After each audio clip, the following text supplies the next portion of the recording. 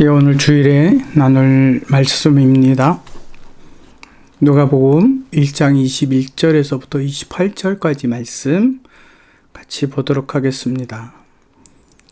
그들이 가버나움에 들어가니라. 예수께서 곧 안식일에 회당에 들어가서 가르치심에 무사람이 그의 교훈에 논란이 이는 그가 가르치시는 것이 권위 있는 자와 같고 서기관들과 같지 아니함일러라.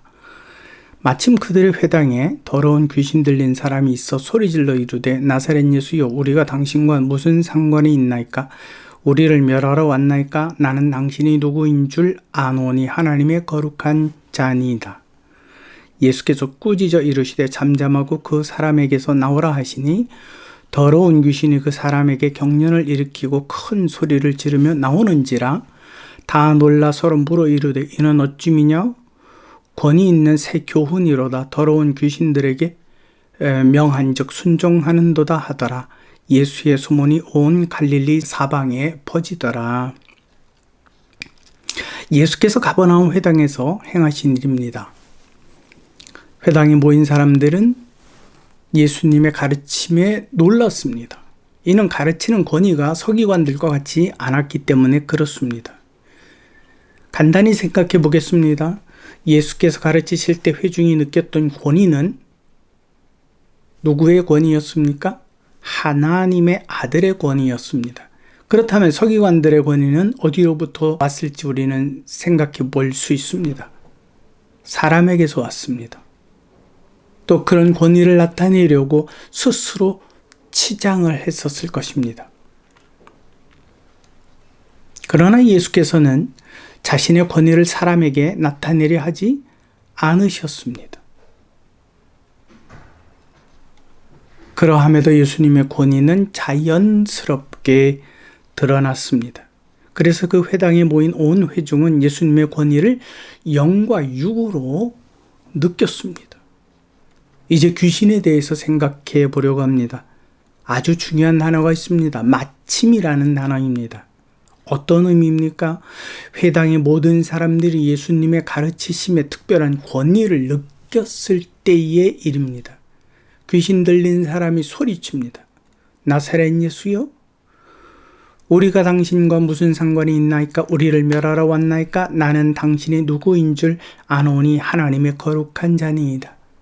우리를 멸하러 왔나이까? 지금 예수께서 복음을 전하는 대상이 귀신입니까? 그런데 귀신은 자기에게 말하는 것처럼 이야기하므로 모든 사람들의 주목을 예수께서 자기를 향해 말씀하시는 것으로 바꿔버렸습니다.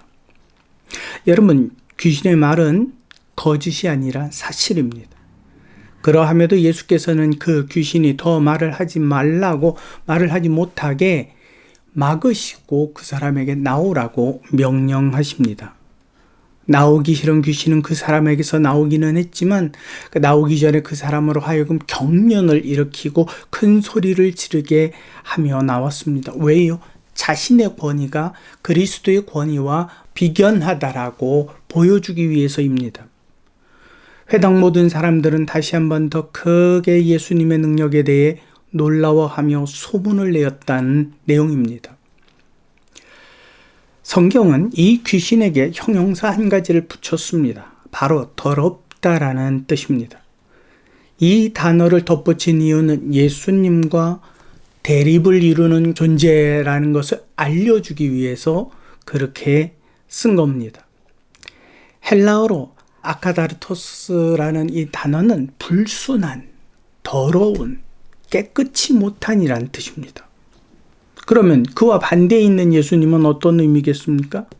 절대적으로 깨끗한 분이라는 의미를 나타내는 것입니다. 그러면 어떤 결과가 초래한 겁니까? 절대적으로 깨끗하신 예수께서 영원히 더러운 귀신을 제압하셨다라는 의미가 됩니다. 이 세상은 귀신과 마귀와 사탄의 도움을 받아서 더러움이 이기는 것처럼 보이고 있지만 결국에는 하나님 앞에서 절대적으로 깨끗하고 정결하신 예수 그리스도로 인하여 심판받는다는 결말을 보여주는 내용입니다. 여기서 한 가지 중요한 점은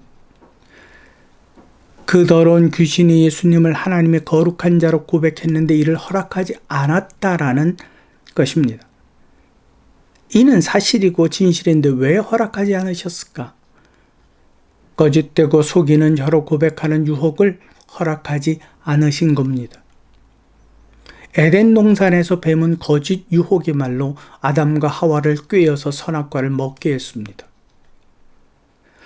그 뱀의 거짓 혀는요, 아담과 하와로 하여금 자신들도 하나님과 같은 신이 되게 하는 것처럼 속이는 말이었고, 또 그 말은 그들로 하여금 우쭐한 마음을 갖게 했습니다. 그래서 거짓 유혹의 말을 믿게 하여 그들로 하여금 스스로 하나님의 명령을 어기고 선악과를 먹게 한 것입니다. 그들을 어떤 무력으로 유혹하지 않았습니다. 무력으로 위협하지 않았습니다. 거짓말로 그들을 유혹한 겁니다. 뱀, 사탄, 마귀, 귀신은 모두 이와 같은 일을 합니다. 예수께서 광야에서 금식을 하신 후 성령에 이끌려 사단에게 시험 받으신 내용도 이와 같은 맥락에서 봐야만 합니다. 뭐라고 이야기합니까? 자랑 좀 해라. 사람들 앞에서 자랑 좀 해라. 그래서 너를 좀 높여봐라. 그러면 사람들이 너를 영화롭게 할 것이다. 너를 우러러볼 것이다. 너를 명예롭게 볼 것이다. 너는 그들 중에 뛰어난 존재다. 자만감 좀 가져라. 그리고 두 번째는 듣는 회중에게 미치는 영향입니다. 예수께서는 말씀을 전하고 복음을 전하기 위해 회당에서 가르치셨습니다. 하나님의 형상을 가진 사람에게 복음을 전하고 계셨습니다. 그런데 갑자기 나타난 귀신 들린 사람으로 인해 그들의 기억에 남은 복음의 기쁜 소식은 다 없어지고 귀신을 쫓아내신 예수님의 능력만 기억하게 되었습니다. 그리고 그들은 이 일을 소문내기 시작했습니다. 야, 예수라는 청년이 귀신을 쫓아냈어. 귀신에게 명한 저 귀신도 말을 들어. 정말 하나님의 능력인가 봐. 와, 그분은 능력의 예수야. 복음의 예수가 아닌 능력의 예수로 바라보겠다라는 말입니다. 더러운 귀신은 예수께서 전하신 복음의 역효과를 일으킨 것입니다. 예수께서 복음에 집중하라고 더러운 귀신이 하는 말을 허락지 않으신 겁니다. 오늘도 마찬가지입니다. 어느 교회는 하나님의 능력을 목적으로 설교하기도 합니다. 그래서 병자를 치유하고 귀신을 쫓아내고 예언을 말하는 것으로 성도를 인도합니다. 성도는 또한 이런 교회에서 헤어나오지 못하고 있습니다. 저는 하나님의 능력을 부인하지 않습니다. 다만 복음 위에서는 신비주의는 인정하지 않는 것일 뿐입니다. 예수께서는 이와 같은 이유로 복음서에 귀신을 내쫓으시며 그들이 하려는 말을 허락지 않으신 겁니다. 부흥신학이라고는 말이 있습니다. 하나님의 영이 역사하는 곳에는 특별한 은사적 증거들이 나타나고 부흥이 일어난다라고 외치는 전도자들입니다. 저는 이와 같은 일에 대해 신비주의라고 하며 동의하지 않습니다. 하나님의 아들 예수 그리스도는 이런 능력을 나타내려고 이 땅에 오신 분이 아닙니다. 이는 그의 백성을 너무나 긍휼히 여기시는 마음에서 나타내신 아주 작은 표시일 뿐입니다. 누가복음 4장 42절에서부터 43절 말씀을 읽도록 하겠습니다. 날이 밝음에 예수께서 나와서 한적한 곳에 가시니 무리가 찾다가 만나서 자기들에게 떠나시지 못하게 만류하려 하며 예수께서 이르시되 내가 다른 동네들에서도 하나님의 나라의 복음을 전파하여야 하리니 나는 이 일을 위해 보내심을 받았노라 하시고 그분이 이 땅에 오신 목적은 첫째는 죄에 관한 용서와 둘째는 그 기쁜 소식을 하나님 앞에서 너희의 모든 죄를 용서했으니 너희는 이제 하나님 앞에 나아가는 어떠한 제약도 없다라는 그 기쁜 복음의 소식을 전해 주기 위해서 이 땅에 오신 분입니다. 여러분, 오늘은 주일 예배를 드리는 날입니다. 누구의 가르침과 권위를 보려고 교회에 가십니까? 혹시 여러분의 교회 담임 목사님의 말씀과 그분의 권위를 보려고는 아니겠지요? 전에 이런 자매를 만난 적이 있습니다. 자신은 담임 목사님의 눈도 똑바로 쳐다볼 수가 없다고. 그 자매의 말에는 목사님의 권위와 그 힘이 눈빛으로부터 나와서 쳐다보기 두려웠다라는 의미로 이해합니다.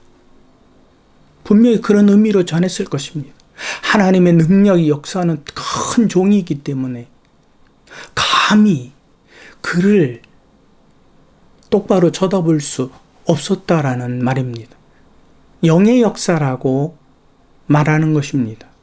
이 정도면 조금 생각해 봐야 하고 문제가 있습니다.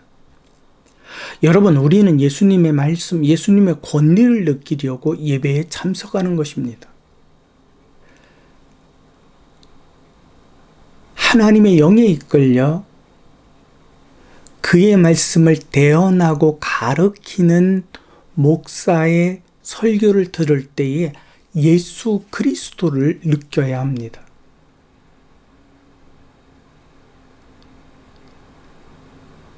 사람들 앞에서 자기의 권위를 드러내고 나타내시지 않는, 그러나 하나님의 아들의 그 권위가 영으로 전달되게 하시는 예수 그리스도를 느끼려고 가는 거고, 만나려고 가는 거고, 들으려고 가는 겁니다.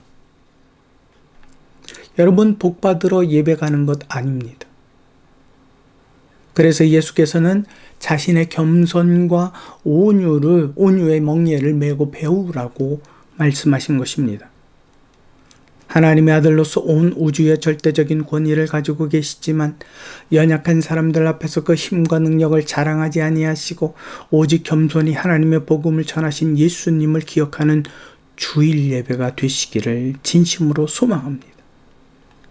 예수 그리스도의 겸손과 말씀의 권위를 예배 중에 느끼고 마음에 품고 또 한 주간을 힘차게 주의 제자로 또 하나님의 자녀로 이 세상에 더러운 귀신의 거짓 유혹의 말이 가득한 세상에서 믿음으로 승리하는 예배가 되시기를, 믿음의 성도들이 되시기를 진심으로 소망합니다.